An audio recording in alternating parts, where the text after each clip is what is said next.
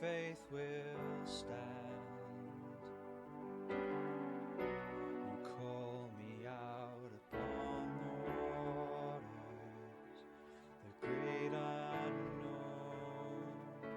where feet may fail. And there I find you in the mystery, in oceans deep, my faith will stand.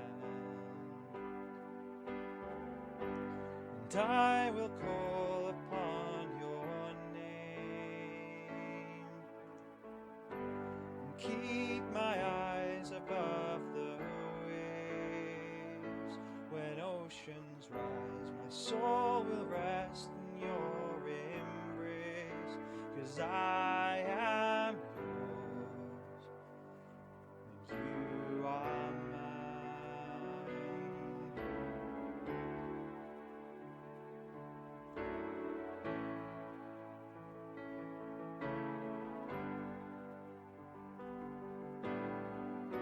Your grace abounds in deepest waters.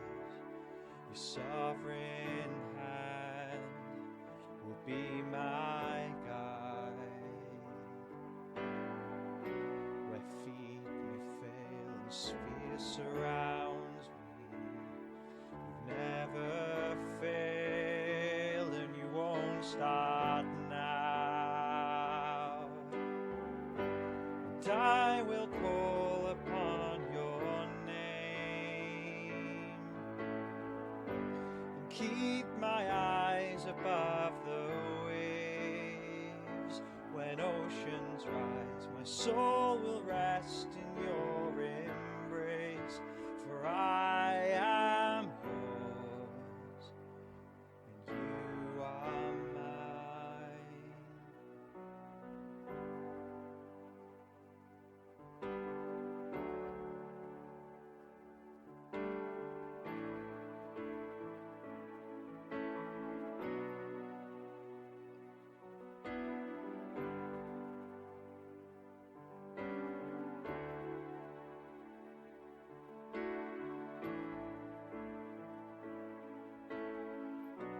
Spirit, lead me where my trust is without borders. Let me walk upon the waters wherever you have called me. Take me deeper than my feet could ever wander, and my faith will be made stronger in the presence of my Savior. Spirit, lead me where my trust is without borders. Let me walk upon the waters wherever you would call me.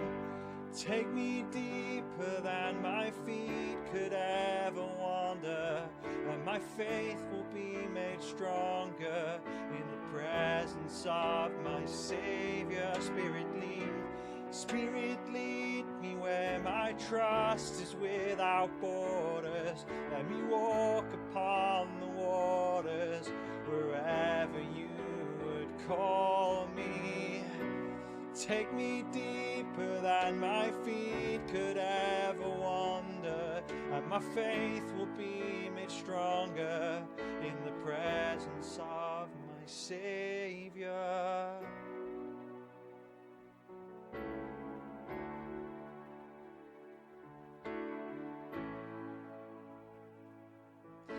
Presence of my Savior.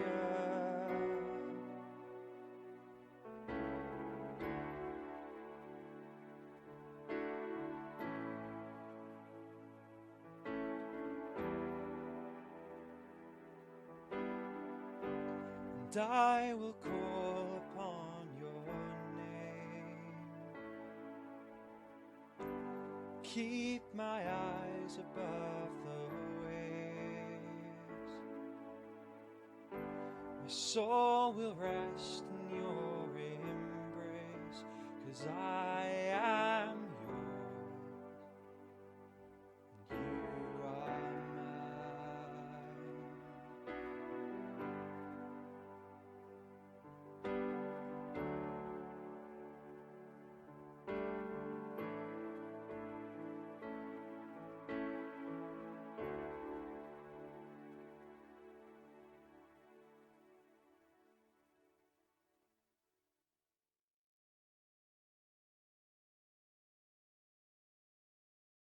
I would just like to offer you a very warm welcome to our Sunday morning online gathering.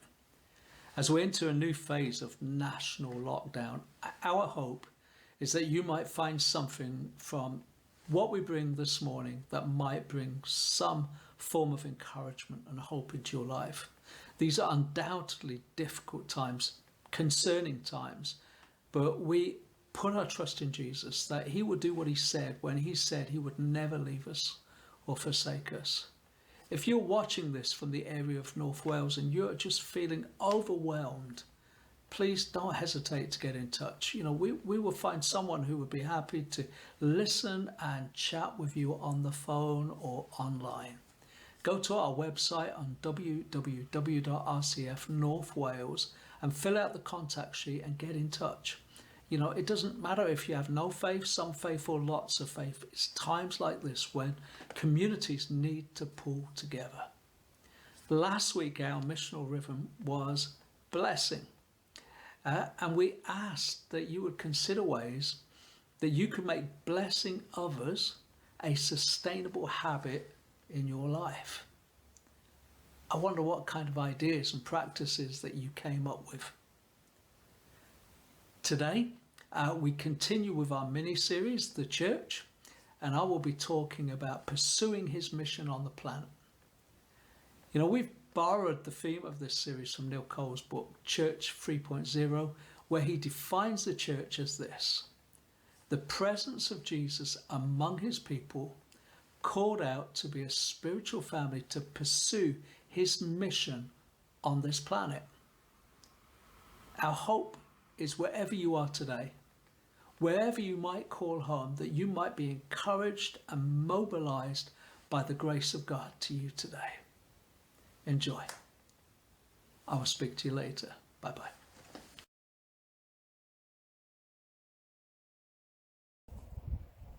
So when you think about the word mission, for me, it makes me think about missionaries.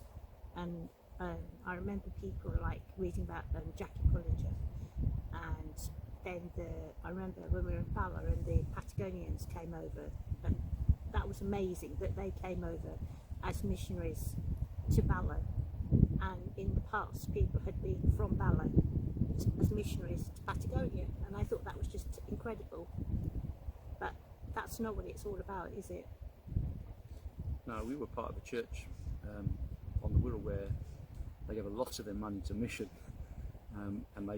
but the belief system that went with that was all mission is something you do overseas. Yeah. So I remember somebody saying, "Oh, you have to get your feet wet to do mission," and the reality was, I think what I fundamentally believe is something different from that. Yeah. Yeah. And I remember when we were in Cumbria and we went to Keswick, I think it was, wasn't it?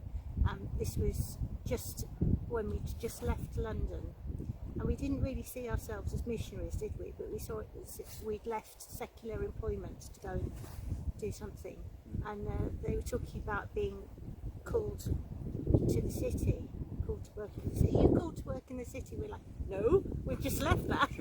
Just been called out of the city yeah. to the countryside. But other people saw what you were doing as a missional. It was a missional work, wasn't it? We do. I think I probably was okay to go along with that in those days, in terms of thinking about definition and so forth. But I think I probably, I have definitely changed my thinking since then. I think, but there's something about that calling, and I think wherever God puts us, wherever He puts us to live, not just you and I, but every Christian. That's where He calls us to be, and we're put there for a purpose, and that purpose is mission. Yeah.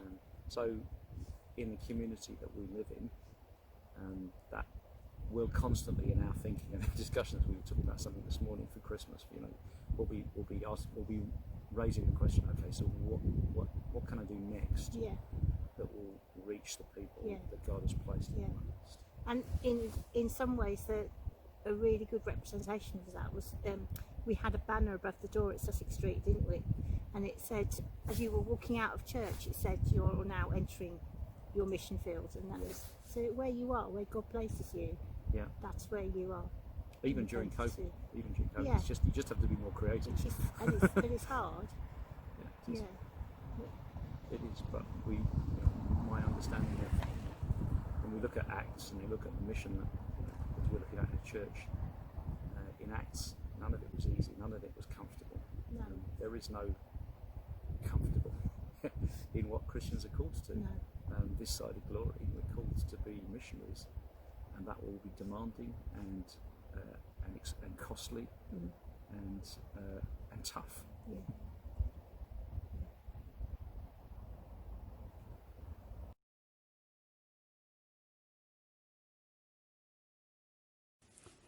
I, Paul, the servant of Christ, am here in jail because of you, for preaching that you Gentiles are a part of God's house.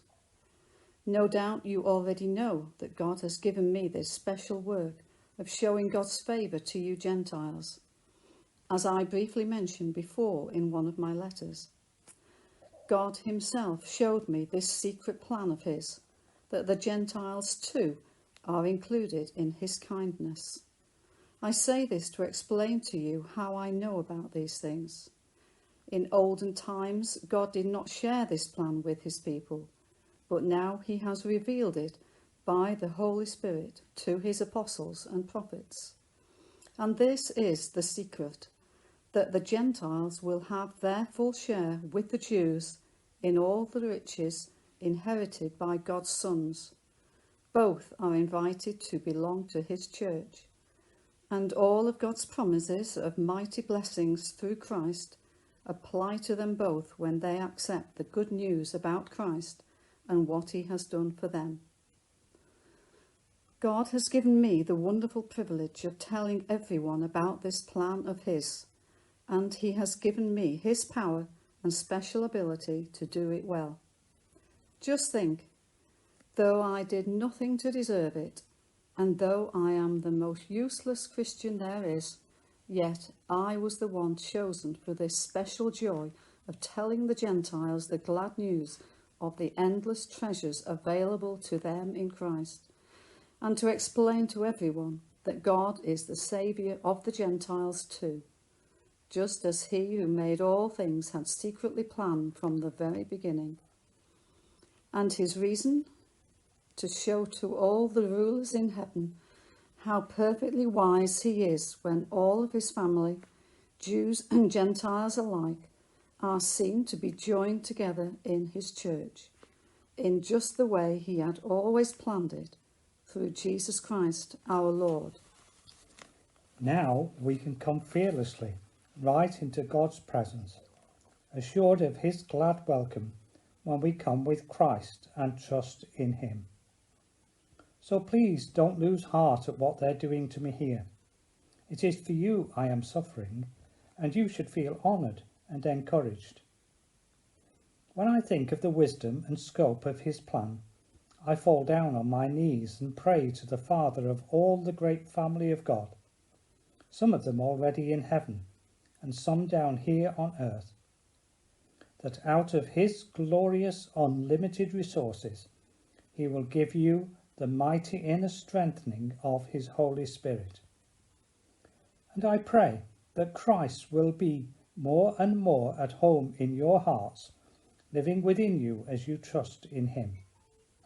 May your roots go down deep into the soil of God's marvellous love, and may you be able to feel and understand, as all God's children should, how long, how wide, how deep, and how high his love really is, and to experience this love for yourselves, though it is so great that you will never see the end of it, or fully know or understand it. And so, at last, you will be filled up with God himself. Now, glory be to God, who by his mighty power at work within us is able to do far more than we would ever dare to ask or even dream of, infinitely beyond our highest prayers, desires, thoughts or hopes. May he be given glory forever and ever, through endless ages, because of his master plan of salvation for the church through Jesus Christ.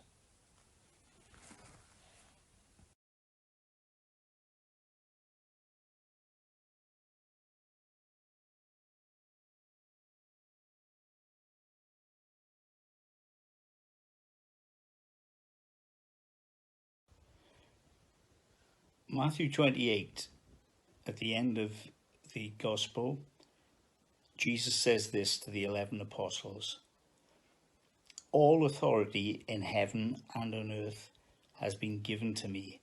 Go therefore and make disciples of all nations."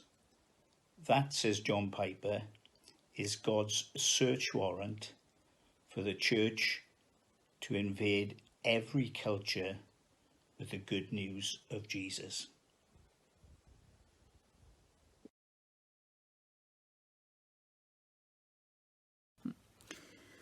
So looking at Luke 10, 2 and 3, in the Passion Translation, it says, "He released them with these instructions. The harvest is huge and ripe, but there is not enough harvesters to bring it all in. As you go, plead with the owner of the harvest to bring out into his harvest fields many more workers." And just thinking about that, the time is so ripe now. Although we're all locked in, the time, and that's probably why the time is so ripe now, for people that desperately need to hear the gospel. Because if I was facing this, if I was facing another 3 weeks of not seeing many people, of not being able to go to many places again, and I didn't know what I was doing, and I didn't know God, I wouldn't have any hope in my life. I wouldn't be able to see past what was happening to me. I wouldn't have that assurance that there is someone there with me all the time, who knows everything, who sees everything. And I just want to just pray into that, because there are so many people in that situation who just don't know God, don't know what's happening, and for who this situation must be absolutely blackness. So Father, we just bring to you all the many, many people at this moment who are needing to hear your gospel, who don't realise they need to hear your gospel, but you know they do, Lord. And Father, it's only hearing and responding to that gospel, Lord, that will put any light at all into their lives. It's what lights up our lives, your life in us. And the only way that life comes is through our response to you when you call. We've all been so blessed that somehow in our lives you've brought someone alongside each one of us, and you've spoken into our lives, and we've responded, Lord. And Father, I'm just asking, Lord, right now, that you release those workers into your harvest fields again. There's always opportunities, Lord, if we look for them. It might be a phone call. It just might be a wave across the street. I don't know what it can be, Lord, but you do. So, Father, I'm asking, Lord, that you release your workers into the field so that your gospel is shouted, Lord, in these times, that your message of hope and certainty is spread in these dark times, Lord. And, Father, it's easy to say, send others. Father, start with each one of us. Send me, Lord. That's all I can pray. Send me. Show me what I can do, how I can live my life in the community that you've put me in, that will make others stop and think, that will just shine a little light. It may be a kind word to the checkout girl. It might be a wave to a neighbour. It might be something that I can do for a neighbour. Father, show me what it is and send me out. Increase the workers into your harvest fields at this time, Lord. In Jesus' name, amen.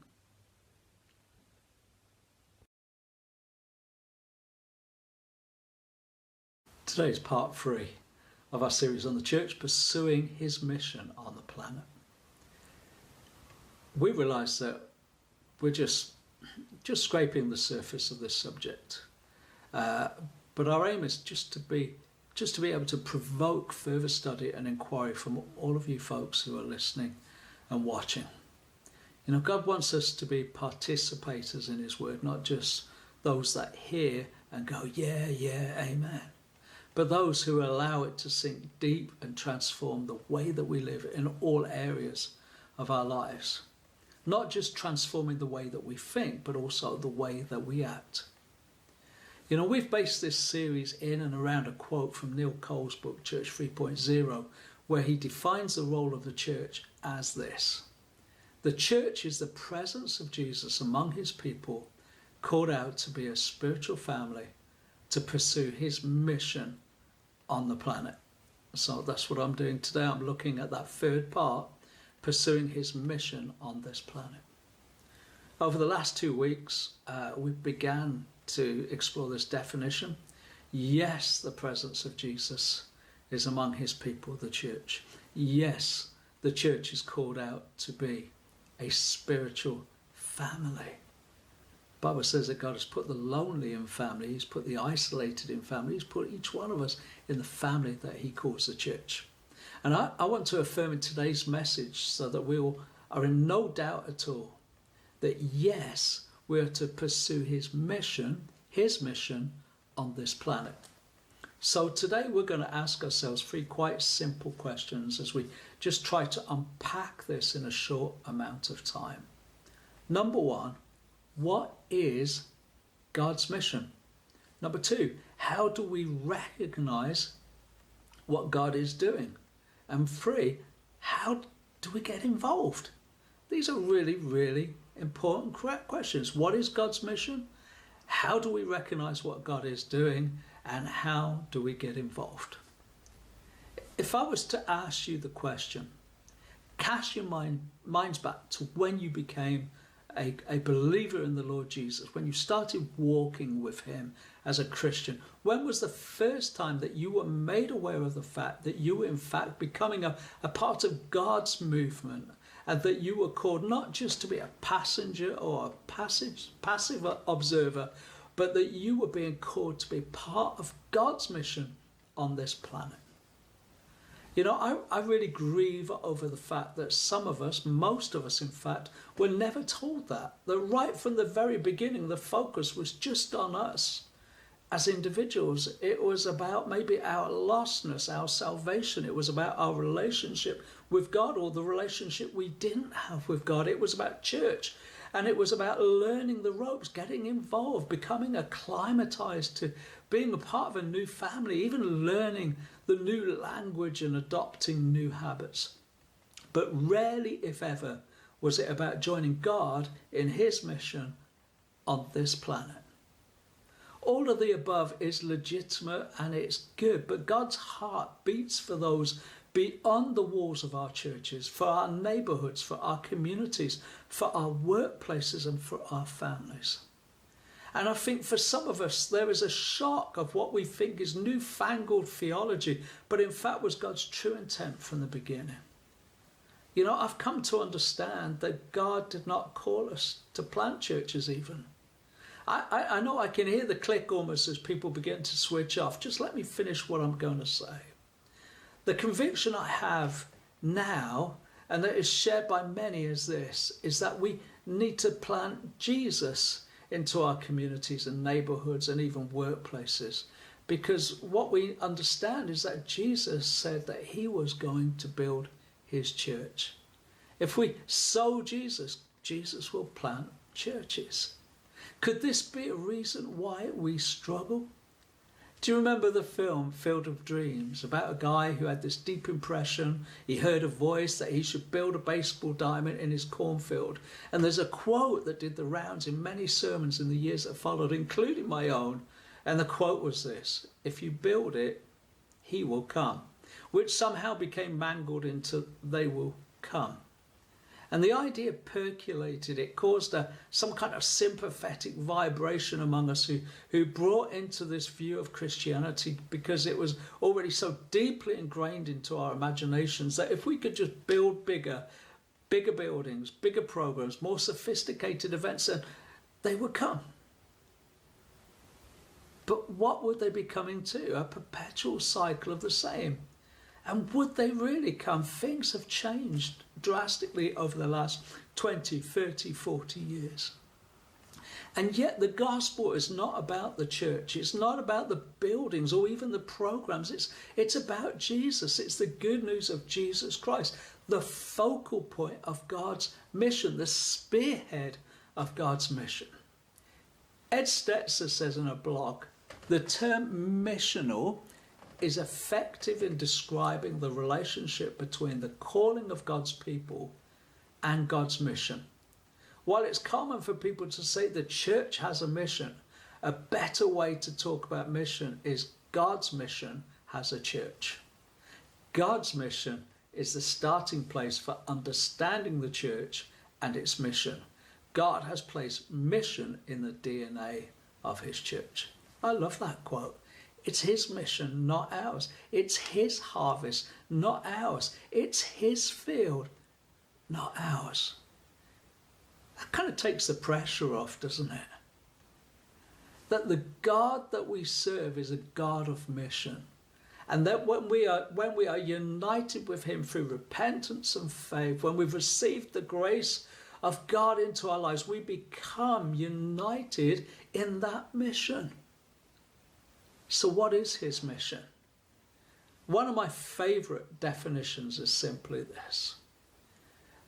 God's mission is that his people will be so saturated in Jesus that every person in every place would daily experience the good news of Jesus and be transformed in the course of their daily lives. That's from Jeff Vanderstelt and Ben Connolly in their manual Saturate Field Guide. Stop a minute and let that soak in. That God wants us to experience the good news of Jesus every day. It's not a one-off experience that we had way back in the day when we came to know Jesus. It's everyday experience, every person in every place saturated with the presence of Jesus. His mission is to redeem and restore. I love the scripture in 2 Peter 3 verse 9, and it says, "The Lord is not slow in keeping his promises. Some understand slowness. Instead, he's patient with you, not wanting anyone to perish, but everyone to come to repentance." From his promise of a snake crusher in Genesis chapter 3 to a covenant with a promise and a promise to a man called Abraham, where God says Abraham's seed would populate the earth, be in no doubt God is a God of mission. And there's no greater example of his commitment to that mission than sending his son Jesus. This famous scripture, John 3:16, that probably many of us are familiar with, where Jesus said to Nicodemus, "For God so loved the world that he gave his only begotten Son, that whosoever believes in him should not perish, but have everlasting life." What a powerful scripture that is. We gloss over it so often, but God so loved the world. That was his mission. His investment goes back to the beginning of creation, before the foundations of the planet that we call home. I've quoted this a number of times over the years at RCF, but the prophet Habakkuk says, "For the earth will be filled with the knowledge of the glory of the Lord as the waters cover the sea." That's where we're heading. That's the intent of God's mission, that the earth will be filled with the knowledge of the glory of God. You know, his mission is that through the proclamation of his Son, Jesus Christ, that would be fulfilled. And God is mission orientated, and we, his people, we share the same mission. Listen to the words of Jesus. Peace be with you.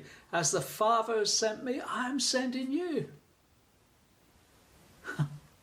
How do we recognize what he is doing? Quickly. We familiarize ourselves with his ways. We invest in God's word. We allow it to tune our dulled senses, to create in us sensitivity and discernment. I know this is an old term, but we watch and we pray and we listen to the heartbeat of God. We press in, we draw near to God. And as we draw near to God, God draws near to us. Do we believe that?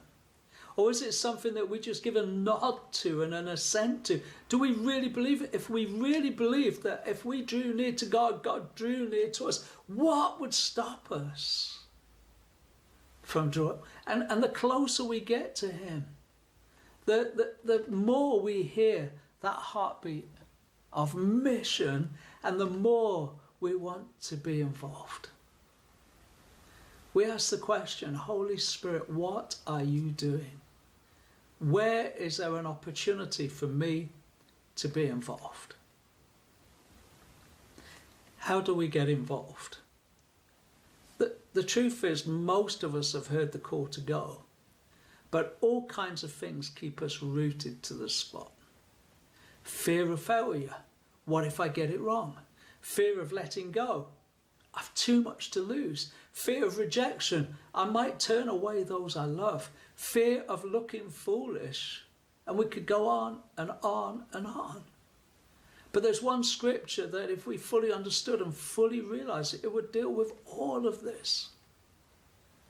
Jesus was so committed to his Father's mission that knowing what was before him on the cross, he scorned the shame and he sat down at the right hand of the throne of God. Hebrews 12:2. But the scripture that I'm referring to, when I said, if we understood this and fully understood this, it would just change the way we think, and we would be able to throw ourselves into anything that God asked us, is simply this. And surely I am with you always to the very end of the age. See, you're not on your own. I am not on my own. Jesus said that he would be with us in it. So as we go forward, as we look for ways to express the mission of God in our communities, Jesus is close to us. He's with us. He's in us. He's working through us. So go with God and go with confidence that in your weakness and in your inadequacies, Jesus is with you to help you and guide you and comfort you when you mess up, when you lose out, when you look a fool, when people turn their backs on you. Amen. So know this. He is with you. He is with me. And we can draw from that well of life that's within us in any circumstance, in any situation. Amen.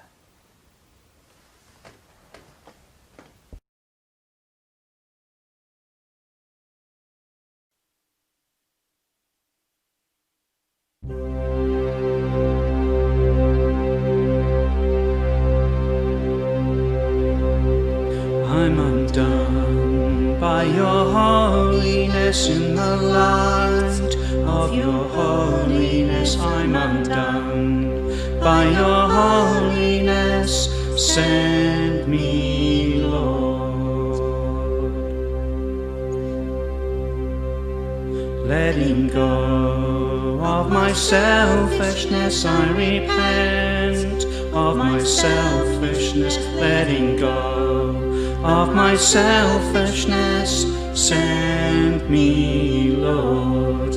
Where you go, I will go. I belong to you alone, letting go of my selfishness. Send me, Lord. No more fear. In your perfect love, make me bold. In your perfect love, no more fear. In your perfect love, send me, Lord. I will run as you raise me up, full of faith. As you raise me up, I will run. As you raise me up, send me, Lord. Where you go, I will go. I belong to you alone, letting go of my selfishness. Send me, Lord, singing, oh, oh, singing, oh, send me, Lord, singing, oh,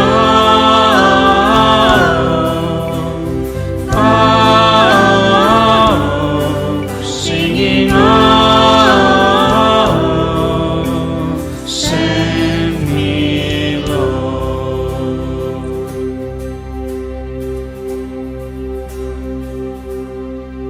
Let my life be the evidence, every breath be the evidence. Let my life be the evidence. Send me, Lord. Send me, Lord. Send me, Lord.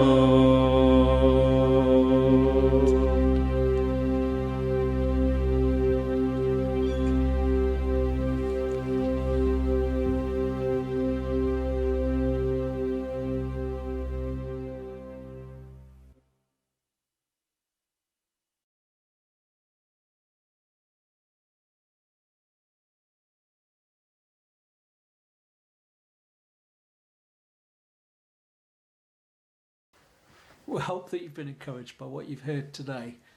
We know that in the few minutes that we have together, we're barely lifting the lid on these subjects, and yet we believe that it's really, really important that we understand as best as we can what God's mission is and the role that the local church, RCF and others, and indeed the church, play in it all.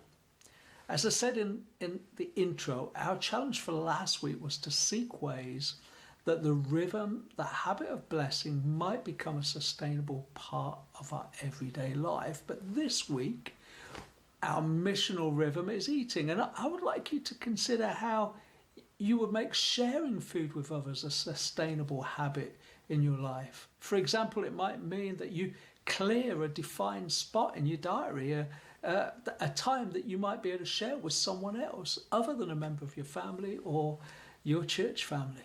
A time when you can listen and share and tell stories and listen to stories. It's even possible to do that on Zoom and on the phone at this time of lockdown. You know, it's good for you. It's good for others. We've borrowed these rhythms from Michael Frost's book, Surprise the World. If you've not already read it, may I encourage you to go out and buy it. As we close, what we're going to do is we're going to pray together. We're going to pray the prayer that Jesus taught his disciples to pray when they asked him. And they said, Jesus, we don't know how to pray. Tell us how to pray. So Jesus taught his disciples this prayer. Our Father in heaven, hallowed be your name. Your kingdom come. Your will be done on earth as it is in heaven. Give us today our daily bread and forgive us our sins as we forgive those who sin against us. Lead us not into temptation, but deliver us from evil. For the kingdom, the power, the glory are yours now and forever and ever. Amen. Now we're going to say our RCF family prayer together. This is something we pray often when we meet together. Make us a church without walls, where Jesus Christ is the core of everything that we do. Teach us how to love people better Help us make disciples. And Holy Spirit, equip us for reviving faith in our own communities. Keep us growing and maturing in you. Amen. And now, we're going to say the grace together. The grace of our Lord Jesus Christ and the love of God and the fellowship of the Holy Spirit be with us all evermore. Amen.